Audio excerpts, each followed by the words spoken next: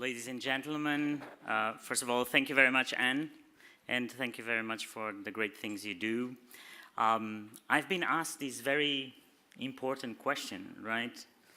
How to imagine the liberal democracy of the future. My first reaction was, is there any other type of democracy? And I think probably the best that we can do in this session is try to look into the past. And probably look into the past in a different way. Probably looking at what's happening to our economy, what's happening to productivity.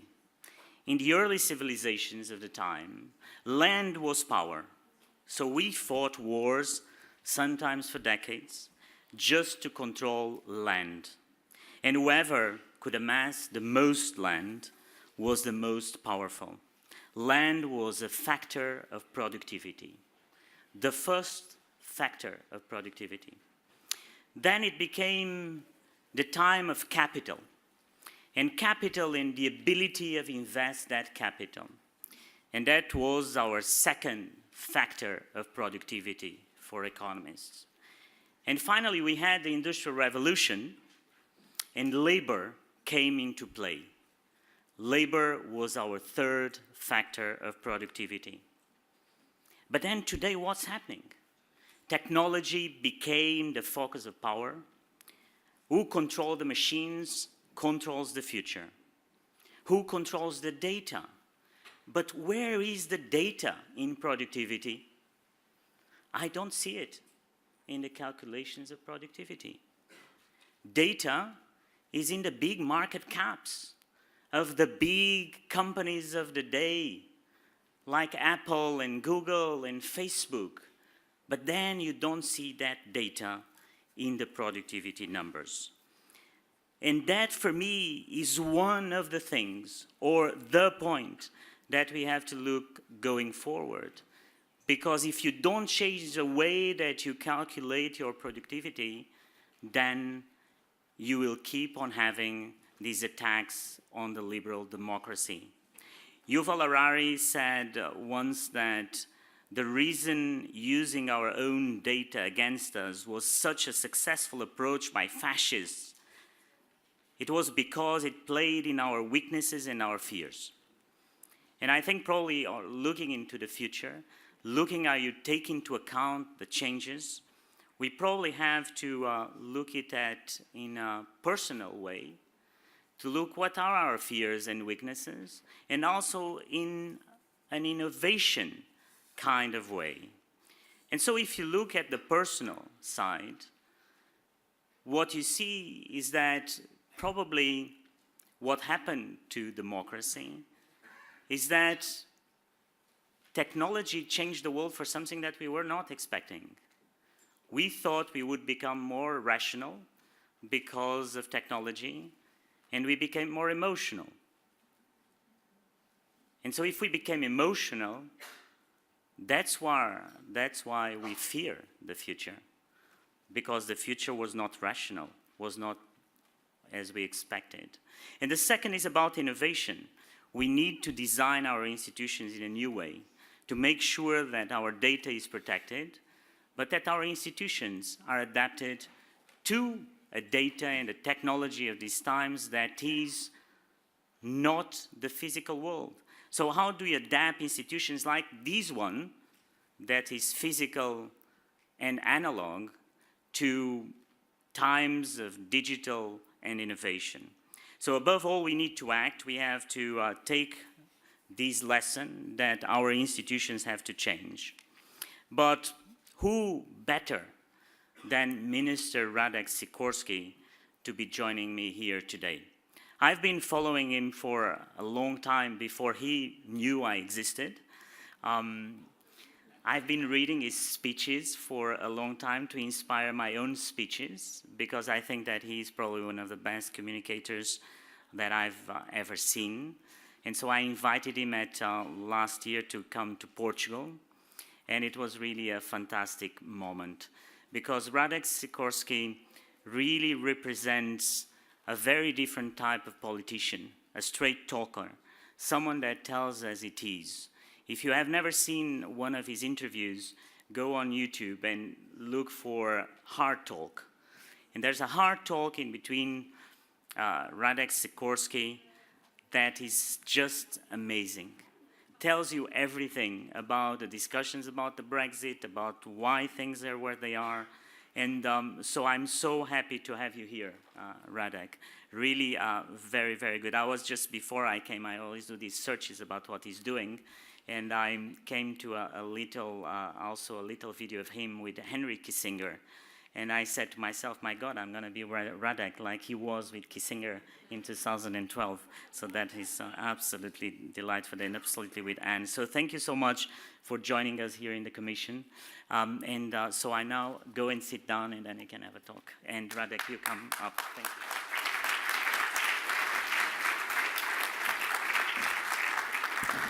you. Well, thank you, Commissioner, for this generous introduction. My mother would be pleased. Let me tell you how delighted I am to be here, and I want to start my remarks by thanking all the friends of Poland and all the friends of democracy who have stuck by us in these difficult times in Poland, who have not been intimidated by the nationalist propaganda, sometimes by vicious personal attacks, and who have stuck up for the rule of law, for the respect for our own constitution and for our European treaties, and who are now seeing the victory of common sense in Poland and the withdrawal of the government from its assault on independent judiciary. Well done, European Commission. Thank you very much.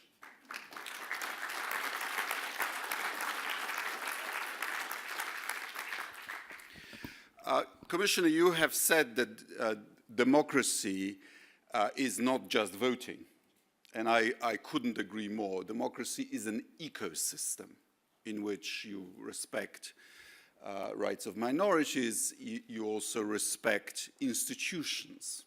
And we also know that institutions are only as good as the sense of propriety and the courage, quite frankly, of the people who hold those posts. And we have a problem with democracy. We have a problem with liberal values in the modern world. One problem is that in the post-communist world, in that part of Europe, I will make self-criticism. We thought that after decades of communism, the benefits of democracy and the benefits of European integration were so blindingly obvious that we did not need to fight for them and we did not need to educate our young people for them. And this was an oversight. We need to correct that. But the second difficulty is structural. Already George Orwell, in his review of Chancellor Hitler's Mein Kampf, remarked that there is a fundamental difference between liberal and non-liberal values. Liberal values are tepid. Liberal values are about prosperity, about people making decisions for themselves. They work in practice, but they do not produce communal emotions. They do not make your heart beat. They do not give you an adrenaline boost, which is what you get from marching around and displaying torches and experiencing atavistic mass emotions. And so there's a real difficulty there. Secondly, we have new ways of communicating. Every communication revolution has produced a political revolution. The printing press, the Reformation, the radio, communism and fascism. And this revolution is, of course, faster and more profound. It has linked marginal, frustrated radicals into networks. And I think fundamentally, it has stripped mainstream media from authority. Truth used to be what the New York Times or the Financial Times or the big networks arrived at after an editorial process. And now we have the soup of news, innuendo, accusations, libel, you call it. And this is not for free. Facts matter. Let me give you an example. In Poland, just in the last few weeks, we had a petition by a group of citizens, according to our constitution, who brought in a draft law to remove from the statute book the obligation to immunize children. There's some kind of, one of those irrational conspiracy theories is that the immunity vaccines give you whatever. It's completely unscientific, but in every society, some group of people will buy this stuff. And I was not surprised that the famous St. Petersburg troll factory actually gave a boost to this campaign, because anything that harms the West is good.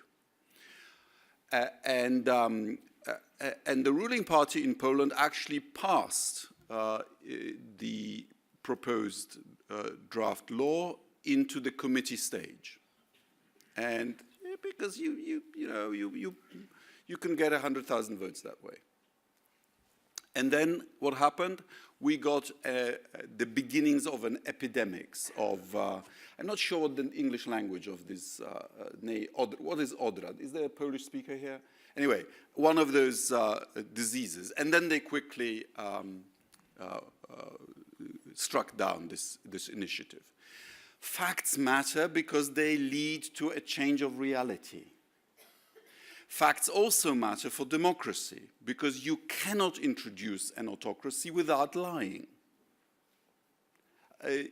One of the first things they do is to capture the media and to lie, to hoodwink the electorate, which is why we need to fix the ways that we process political information. And you said, Commissioner, that we have these tech giants who are incidentally foreign-owned, but I'll come to that, and it is through them that the great majority of our citizens now get political information. And it is sometimes skewed by the nature of the process, but also by enemies of democracy. And we know it's been done in Brexit, it's been done in the United States, it's been done in Poland, Italy, you name it. And I put to you that the situation in which you can do in cyber what you would be banned by law from doing in the real world is extraordinary and unacceptable. As humanity, we have found out historically that every wonderful invention, take the motor car, eventually has a downside. And eventually you have to regulate it. And the highway code was created about 25 years after the invention of the motor car, when people started dying. And I think we are at this stage with cyber, because I'll tell you, as a practicing politician, at least until recently, that it is absurd that if in this room I libeled someone, I would be liable. How many people are there? 200? Well, there are cameras as well, but let's imagine that it's just 200, okay? You're liable. If you write something in a university leaflet, you're liable. And if you write it on the web page of a tabloid where 40 million people can read you, you're immune. At least in Poland, we've had judgments of the court which say, oh no, that's just holding data. That's not publishing. The owner of that site is immune from prosecution or from civil responsibility. It is absurd. It's completely absurd. We cannot tolerate this. We need, and I think we have two paths. Either, and that would be a sort of British approach, either you decide that without inventing new laws, that whatever is illegal in the real world is also illegal in the cyber world, because the technical means of delivering certain messages are irrelevant, or you invent new laws. And that would be probably more continental way of doing it. And I'll finish with this, that I hope that the European Union is actually the great hope of mankind, because we are not, the European Parliament and the European Commission is not owned by these tech giants. They now lobby the US Congress. China is not going to do it for their own reasons. In fact, my worst nightmare is that China is developing an alternative model in which social media are a substitute for democracy. You detect what people want, you do it, and then what do you need democracy for? Right? But the European Union is my great hope that we will be pioneers in making the cyber world safe for democracy. Thank you very much.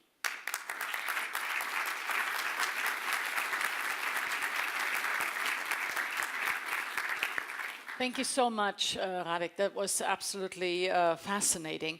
I mean, this is a visioning session. So, I mean, it seems to me what I think you're both suggesting is that somehow we need to bring democracy into the 21st century digital age. I mean, what is illegal be illegal online, etc. But I mean, if you had to look 10, 15 years ahead and you express a hope that Europe will get there, but what concretely, I mean, what would it look like? How would it be different from the democracy that we've known to date? Well, first of all, we have to protect our ecosystem from predators. And we now know that significant amounts of money were spent on promoting Brexit. Significant amounts of money are spent and used very effectively to promote radicalism. And remember, and this is really dangerous, not because this can affect 30% of the vote. Whether or not authoritarians come to power usually, is decided by 2 to 3% of the vote. And this can be affected by these operations in the cyber world, which give enemies of Europe and enemies of democracy an undue influence. So first of all, protect the process, just as we would in the offline world. Secondly, there is not just a perception, a reality that our institutions are too slow for the digital world. And that our party systems, for example, are too old-fashioned, and you can see it in numbers. The British Tory party, I think, used to have 3 million people. It now has, I think, 100,000 people. The largest political party in Poland has 170,000 people. My party, which is the largest opposition party, has probably 30,000 members. So the faith in the traditional parties is less. I think people would like their politics to be like their consumer experience. Picking parties or initiatives for a purpose and discarding them when they've fulfilled that purpose. And perhaps this could be done. Perhaps the future of politics is purpose created coalitions to solve particular issues. I don't know how it works in other EU countries, but in Poland, one of the most successful reforms that we've had is in the self-government. And we have directly elected mayors, we have strong regions, and very successful municipalities. And municipalities now have these local referenda and citizens' budgets. It's not like in California where you can vote for higher spending and lower taxes at the same time and bankrupt the place. No, the municipal council will apportion a part of the budget that they feel that the city can afford, And the people are asked, do you want this money to be spent on a road or on a theater or on a swimming pool? And that really involves people. And that, I think, is a way of bringing democracy closer to the citizens. And I think we should be doing more of that sort of thing. It's very interesting. I mean, I think what you're describing is sort of a system where you say we need to be faster, we need to sort of get closer to the citizen, but that's actually something that the populists do very well. I know of one very successful populist in Europe who shall be unnamed. It is a man, however, you may find very difficult to believe, who had an app developed for him. So he throws out sort of very divisive messages, and the app then analyzes what sticks. Right? What is popular out there? And then this is what he will go with. So, I mean, I can see the flip side of this, but what underpins all of it, and I was glad, I think both of you brought this up, is the issue of emotion, saying that maybe, you know, there isn't enough emotion. But that is, of course, a major challenge. I actually came across the issue of emotion in the work that we did on radicalization, because we were trying to figure out, we had experts, we talked to experts about why young men of Muslim faith become radicalized. And one of the things is around emotion, that what we have to offer, which is democracy, liberal values, equality, doesn't speak to them. It doesn't speak to their emotions. So they're looking for other ways to entice their emotion. I mean, any thoughts on that? I mean, Carlos, maybe is this something maybe that has been studied or should be studied more? I think that it's interesting because most of us, like engineers like me, you really thought that technology was about getting us more rational. But it's fine now when you go back to the literature and you go to guys like McLuhan, that in the 60s, well before the whole thing in the internet, he used to say that the literate man is rational, but the electronic man, he called it, would be more emotional and tactile. And it's true. I mean, in the 60s, so there was these visionaries that already saw that, because I think that the fact that the medium is the image, it's about those emotions. And there's nothing you can do about it, because it will be emotional. But then it becomes that everything that you are or that is rational, you can digitize, but you cannot digitize your own emotions. And so what's the effect of that in democracy? And I so agree what Radek was saying about what's happening in the cyber world, right? And Radek, he was very humbled not to talk about his personal experience, where he has been attacked in different ways in the cyber world, unimaginable, that you cannot even imagine. So I think that how do you tackle this emotional world? What are the tools that you have? And then with those tools, you can rebuild democracy. I think that for me, the importance of today of rebuilding democracy is about the institutions. And I just wanted to stress that point to all of you, is that if you don't build institutions in a new way, we all gonna just destroy the whole thing. You know, we all talk about digitizing our institutions. Look at this place where we are in the Commission and all the other administrations. I mean, I still receive my letters that supposedly come in a digital format, but they come through 20 people that each one has to sign the letter. And my question is, am I really digitizing the institution? No, because I'm using exactly the same process that on the physical world was the one. Because before I would have to go and get the letter from the mailman to the first person to the 20th person, then everybody has to sign off. So even when we think that we are digitizing the institution, we're not. We are just copying and pasting the physical institution into a digital world. And that's where we get lost, is that democracy is really not about the physical world today. The example also of Radek on the motor cars, it's exactly that. We don't know. The thing is that we don't know. And just a very final point to the co-design of policies.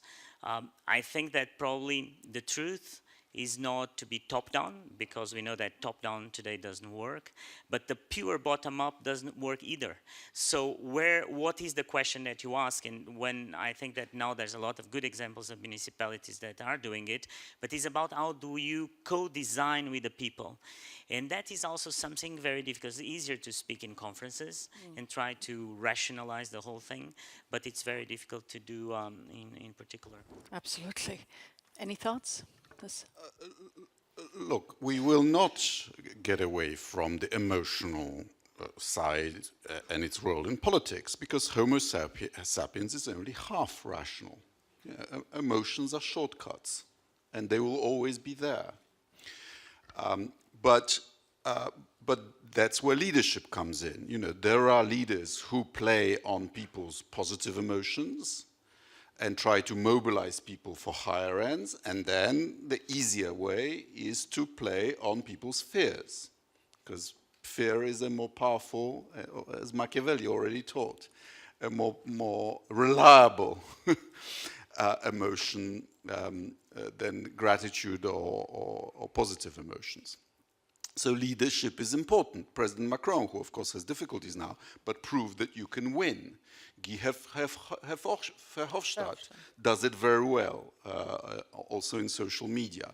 There are others, but you also need to engage with the populists, because nothing is set in stone, nothing is permanent in politics. Let me give you an example.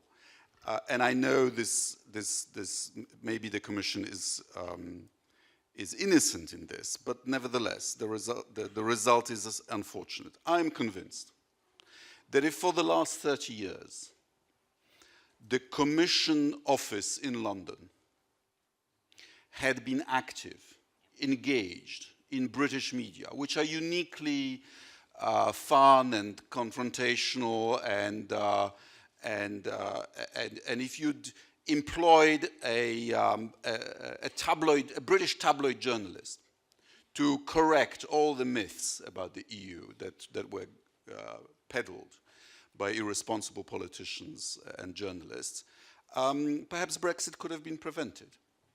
Because it really was a vote out of ignorance. People had no idea how an EU directive is made and what the difference between the single market and the customs union is. The cabinet now knows, but but the public is still learning. So first of all, you engage with the populists. But also you have to ask yourself why they're popular. Because populists always latch on to an issue that the establishment has neglected. And I can tell you in my country, even though we have no migrants, migration did help to swing the last general election towards the populists. Perhaps may even have given them victory. And when they say it's political correctness and whoever mentions migration is regarded as a racist, I'm afraid they have a point. The European establishment delegalized a sensible discussion of the rates, acceptable rate of migration, conditionality of migration, how to make people into good citizens, and so on. So the issue was festering on the margins and then suddenly made it into the center. And we're living with the consequences. We've had these populist movements before, and not just in Europe. In the United States, at the end of the 19th century, there was a very powerful movement for silver-based currency rather than gold-based currency. And this was really, in today's terms, about looser monetary policy. And traditionally, the way you do it, and of course the populists propose simple solutions to complex problems, just as they do to migration. And so you need to defang the issue by solving that part of it which can be solved. And you have to identify what they are.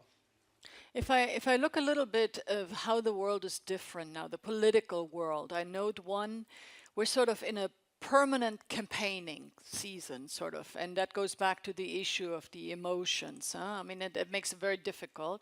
Secondly, as you say, that there are sort of burning issues where there is a certain speechlessness among the elite, and then the populace step in and they finally speak about something that people is really they're very happy about and therefore support. But in a non-technocratic language. Exactly, in a very and yes, and in a language that leads to emotional arousal. Sort of finally, someone hears me. And I think that's dangerous. But the third point, and I'm asking for your comment on this, is we're seeing governments, I mean, change of governments have never, to the extent that I think we're seeing now, led to sort of a questioning of the institutions or an undermining of the very institutions which help these populists to get elected. Do you understand what I'm saying? Whether it's the legal system, whether it is certain checks and balances. So they use democracy to get elected, but then to undermine the democratic institutions that made it possible. How do we get at this? I mean, how do we make our institutions and our processes more resilient to these kind of threats? Well, as I said in my introduction, our institutions are only as strong as the people who man them. And, you know, these are testing times for Democrats. And look, in the United States, the president has just been rebuked by the Chief Justice. It's a wonderful example of a powerful democratic institution doing its job. In Europe, it's harder because the division of powers is usually less strict than in the United States. But it's a real problem when people don't fulfill their roles, but their actual loyalty is to some party leader rather than to their oath of office, right? Well, we need to hold people to their oaths of office. And thanks to the peer review that we have in Europe, the European Parliament, the Council of Europe and the Commission also have their role. And I again thank you for exercising it. Mm. Just add a comment that I think that in the last 20 years, somehow politicians, because of the scrutiny, and rightly so, a lot of the politicians in a lot of countries decided, look, what I'm going to do is that I'm going to basically give more power to the technocracy. And so I'm not going to be blamed because if I say that there's a decision and I don't take that decision, it's going to be just on the technocratic level, I'm going to be fine. And I think what people today feel on the streets is that they feel that the politicians have normal power. They don't have power to change the decisions. And so who are the only ones that come with a different proposal? Are the populists, because they say, you know what, I don't care about the institutions. I'm going to get there, I'm going to fire everybody, I'm going to fire the judges, I'm going to fire this, and I'm going to change, you're going to have a better life. And I think that was a little bit of the problem of the mainstream politicians. They were afraid to take responsibility in their actions. And I see it in every country. And before I thought it was just about my country. And I know I feel it's all over Europe. And so I think there's also, we come to a period where we need to be more political in general. And we have to take responsibility. If I do a mistake, people just vote me out. But I have to have, and I need to have the power to take some decisions. And this is not against the technocracy, because the institutions are essential. But it's about the fact that sometimes you have to change quicker. And I think that the public servants would appreciate that, because people need guidance. If you are a very good public servant, you want the guidance. You don't want to be the one designing the political strategy. If not, you'd go into politics. And I think that is something that has raised a lot of the parts. There's loads of reasons, but this one is one that in my political life I felt so much. Mm-hmm. The second point I want just to compliment on Radek's comment when he said about why didn't the EU have someone in London fighting more, etc. And I think that the whole project of the European Union, when it was built about creating these institutions like ours that would not be on the front of the stage. So even the type of communication that people were trained to have were about to put the countries on the front of the stage, you would be on the back of the stage. And when you are in the back of the stage, your style of communication is very different. And so I would remember that going to the UK, and I would feel that our representation was almost hidden, right? There was not even like a big flag, and I understand why, but so we were kind of hiding. And with lots of good people, great people that were there trying to fight, but we didn't have the tools. So probably, right, we have to be more assertive now on that. We're gonna have to wrap up in a moment. But just 2 points, yeah. because this is the core of the issue, I think, because it's not about technocrats; it's about you. It's the political method in all member states is to pocket all achievements of the EU as your achievements and to blame everything that goes wrong on Brussels. And we've come to the end of that method. If, as Europe, we continue with that method, we will deprive the EU of its legitimacy. Because the Commission behaves like a civil service, withdrawn, right? Politicians blame everything on Brussels. Even European parliamentarians feel that they represent their constituencies. So who speaks for Europe? Who defends it? And in that context, I'm disappointed that we have not created out of the British seats, a group of pan-European members of parliament that would speak for Europe.